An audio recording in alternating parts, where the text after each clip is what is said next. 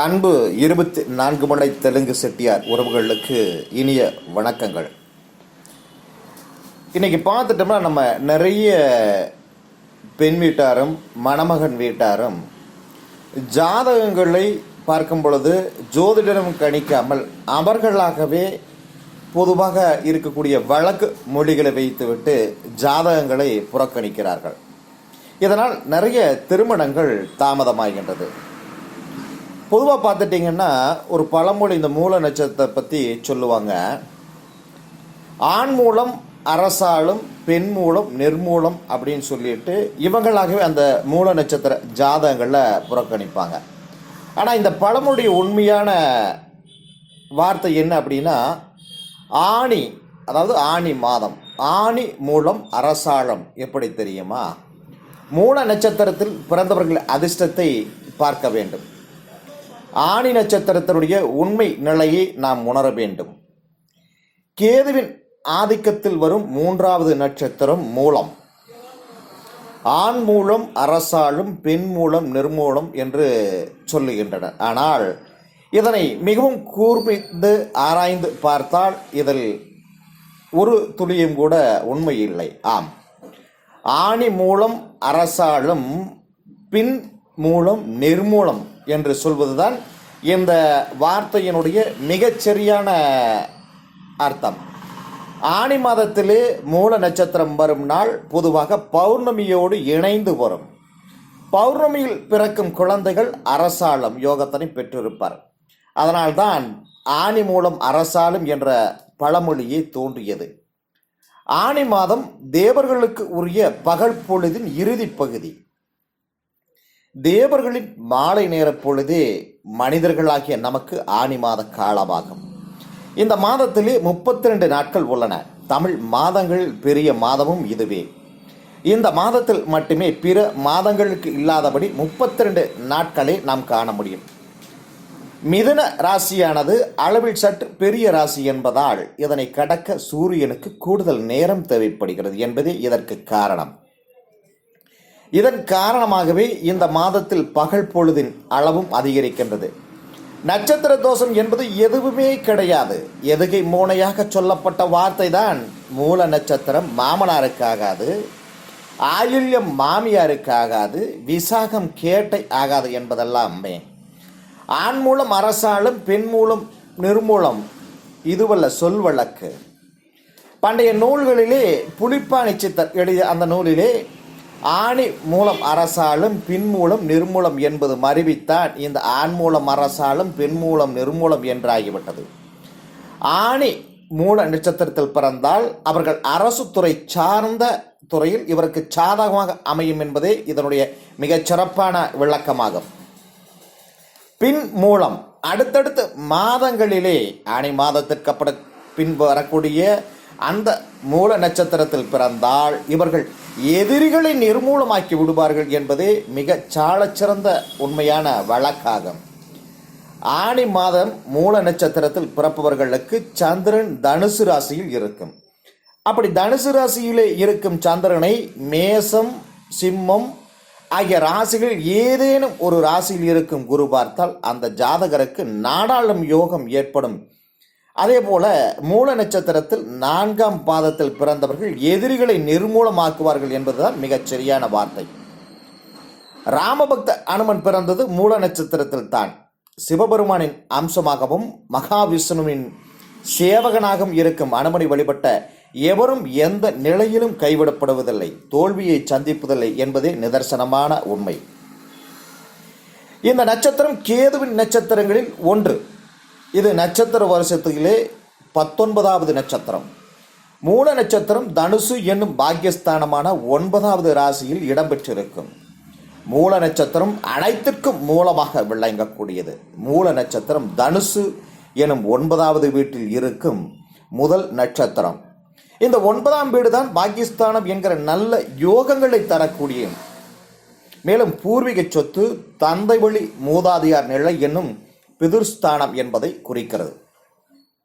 பரம்பரையின் தொடர்ச்சியையும் சொல்லக்கூடியதாக அமைந்திருக்கிறது. ஆக பரம்பரையின் தொடர்ச்சிக்கான ஆணிவேர் எனும் மூலம்தான், அதாவது அஸ்திவாரம் தான் தனுசு மூல நட்சத்திரம். பரிசுத்தமான உன்னதமான மூலம் சாஸ்திரங்களுக்கு முதன்மையானவரான குரு பகவான் வீடுதான் தனுசு ராசி. அந்த தனுசிலே முதல் நட்சத்திரமாக இருப்பதுதான் மூல நட்சத்திரம். இந்த மூல நட்சத்திரம் சிங்கத்தின் வால் போன்றும் மலை போன்ற யானையை அடக்கும் அங்குசம் போலவும் ஆங்கில ஒய் வடிவத்தில் கொண்டிருக்கும். இதன் மூலமாகவே நாம் அறிந்து கொள்ளலாம். மூல நட்சத்திரக்காரர்கள் எதற்கும் அஞ்சாதவர்கள், எவரையும் அடக்கி ஆள்பவர்கள், வெற்றியை தவிர எதையும் அறியாதவர்கள். மூல நட்சத்திரத்தில் பிறந்தவர்கள் பயம் என்பதை அறியாதவர்களாகவும் தோல்வி என்பதை சந்திக்காதவராகவும் வெற்றியாளர்களாகவும் இருப்பார்கள். இவர்கள் அதாவது மூல நட்சத்திரக்காரர்கள் வாழ்க்கை துணையாக அமைந்தால் வேறு எந்த நட்சத்திரக்காரர்களாக இருந்தாலும் அவர்கள் வெற்றியை தவிர வேறு எதையுமே வாழ்க்கையில் சந்திக்க மாட்டார்கள். எந்த ஜாதகமாக இருந்தாலும் அவரவர் விதிப்பயனை நிர்ணயம் செய்யுமே ஒழிய வரக்கூடிய பெண்ணால் மாமனாருக்கு அல்லது மாமியாருக்கு ஆகாது, உயிருக்கு ஆபத்து என்பதெல்லாம் கிடையாது. எனவே மூல நட்சத்திரம் கொண்ட பெண்ணை தைரியமாக அவர்களுடைய ஜாதக அமைப்பை பார்த்து கட்டங்களை ஆராய்ந்து ஒரு நல்ல ஜோதிடர்களை கொடுத்து அந்த ஜாதகத்தை கணித்து பலாபலன்களை அறிந்து திருமணம் செய்வதே சாலச் சிறப்பாகும்.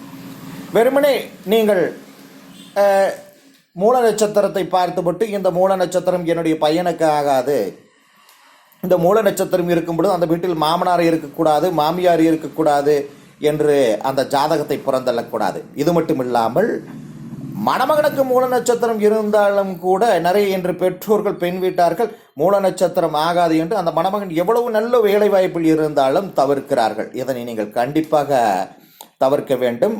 அந்த ஜாதகத்தை ஒரு ஜோதிடருக்கு காண்பித்து அவர்களுடைய ஆலோசனையை கேட்டு அதன் பிறகும் திருமணம் செய்வது சால சிறப்பாக இருக்கும். பொதுவாக பெயரளவிலே பார்த்தவுடன் மூல நட்சத்திரம் ஆகாது என்று ஜாதகத்தை புறக்கணிப்பதை தயவு செய்து பெற்றோர்கள் தவிர்க்க வேண்டுமாய் கேட்டுக்கொள்கிறேன். நான் உங்களுக்கு இங்கு சொன்ன விவரங்கள் எல்லாம் ஆஸ்ட்ரோ ஜோதிடர் பழனியப்பன் அவர்கள் கூறிய கருத்தை நான் உங்களிடம் பகிர்ந்துள்ளேன் என்பதை தெரிவித்துக் கொள்கிறேன். நன்றி, வணக்கம்.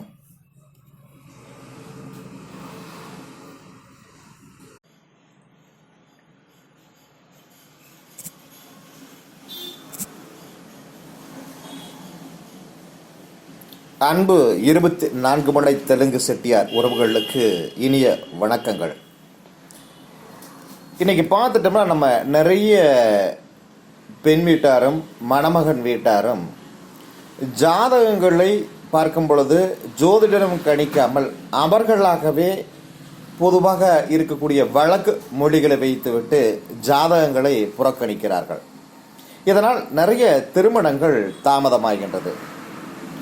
பொதுவாக பார்த்துட்டிங்கன்னா ஒரு பழமொழி இந்த மூல நட்சத்திரத்தை பற்றி சொல்லுவாங்க. ஆண் மூலம் அரசாலும் பெண் மூலம் நிர்மூலம் அப்படின்னு சொல்லிட்டு இவங்களாகவே அந்த மூல நட்சத்திர ஜாதகங்களில் புறக்கணிப்பாங்க. ஆனால் இந்த பழமொழிய உண்மையான வார்த்தை என்ன அப்படின்னா, ஆணி, அதாவது ஆணி மாதம், ஆணி மூலம் அரசாளம். எப்படி தெரியுமா? மூல நட்சத்திரத்தில் பிறந்தவர்கள் அதிர்ஷ்டத்தை பார்க்க வேண்டும். ஆணி நட்சத்திரத்தினுடைய உண்மை நிலையை நாம் உணர வேண்டும். கேதுவின் ஆதிக்கத்தில் வரும் 3வது நட்சத்திரம் மூலம். ஆண் மூலம் அரசாளும் பெண் மூலம் நிர்மூலம் என்று சொல்லுகின்றனர். ஆனால் இதனை மிகவும் கூர்ந்து ஆராய்ந்து பார்த்தால் இதில் ஒரு துளியும் கூட உண்மை இல்லை. ஆம், ஆணி மூலம் அரசாளும் பின் மூலம் நிர்மூலம் என்று சொல்வதுதான் இந்த வார்த்தையினுடைய மிகச்சரியான அர்த்தம். ஆணி மாதத்திலே மூல நட்சத்திரம் வரும் நாள் பொதுவாக பௌர்ணமியோடு இணைந்து வரும். பௌர்ணமியில் பிறக்கும் குழந்தைகள் அரசாளும் யோகத்தினை பெற்றிருப்பார். அதனால்தான் ஆணி மூலம் அரசாளும் என்ற பழமொழியே தோன்றியது. ஆணி மாதம் தேவர்களுக்கு உரிய பகல் பொழுதின் இறுதி பகுதி. தேவர்களின் மாலை நேர பொழுதே மனிதர்களாகிய நமக்கு ஆணி மாத காலமாகும். இந்த மாதத்திலே 32 நாட்கள் உள்ளன. தமிழ் மாதங்களில் பெரிய மாதமும் இதுவே. இந்த மாதத்தில் மட்டுமே பிற மாதங்களுக்கு இல்லாதபடி 32 நாட்களை நாம் காண முடியும். மிதுன ராசியானது அளவில் சற்று பெரிய ராசி என்பதால் இதனை கடக்க சூரியனுக்கு கூடுதல் நேரம் தேவைப்படுகிறது என்பதே இதற்கு காரணம். இதன் காரணமாகவே இந்த மாதத்தில் பகல் பொழுதின் அளவும் அதிகரிக்கின்றது. நட்சத்திர தோஷம் என்பது எதுவுமே கிடையாது. எதுகை மோனையாக சொல்லப்பட்ட வார்த்தை தான் மூல நட்சத்திரம் மாமனாருக்கு ஆகாது, ஆயில்யம் மாமியாருக்கு ஆகாது, விசாகம் கேட்டை ஆகாது என்பதெல்லாமே. ஆண் மூலம் அரசாலும் பெண் மூலம் நிர்மூலம் இதுவல்ல சொல் வழக்கு. பண்டைய நூல்களிலே புலிப்பாணி சித்தர் எழுதிய அந்த நூலிலே ஆணி மூலம் அரசாலும் பின் மூலம் நிர்மூலம் என்பது மறுவித்தான் இந்த ஆண் மூலம் அரசாலும் பெண் மூலம் நிர்மூலம் என்றாகிவிட்டது. ஆணி மூல நட்சத்திரத்தில் பிறந்தால் அவர்கள் அரசு துறை சார்ந்த துறையில் இவருக்கு சாதகமாக அமையும் என்பதே இதனுடைய மிகச் சிறப்பான விளக்கமாகும். பின் மூலம் அடுத்தடுத்த மாதங்களிலே ஆணி மாதத்திற்கு அப்புறம் பின் வரக்கூடிய அந்த மூல நட்சத்திரத்தில் பிறந்தால் இவர்கள் எதிரிகளை நிர்மூலமாக்கி விடுவார்கள் என்பதே மிக சாலச்சிறந்த உண்மையான வழக்காகும். ஆணி மாதம் மூல நட்சத்திரத்தில் பிறப்பவர்களுக்கு சந்திரன் தனுசு ராசியில் இருக்கும். அப்படி தனுசு ராசியிலே இருக்கும் சந்திரனை மேசம் சிம்மம் ஆகிய ராசிகள் ஏதேனும் ஒரு ராசியில் இருக்கும் குரு பார்த்தால் அந்த ஜாதகருக்கு நாடாளும் யோகம் ஏற்படும். அதே போல மூல நட்சத்திரத்தில் 4ஆம் பாதத்தில் பிறந்தவர்கள்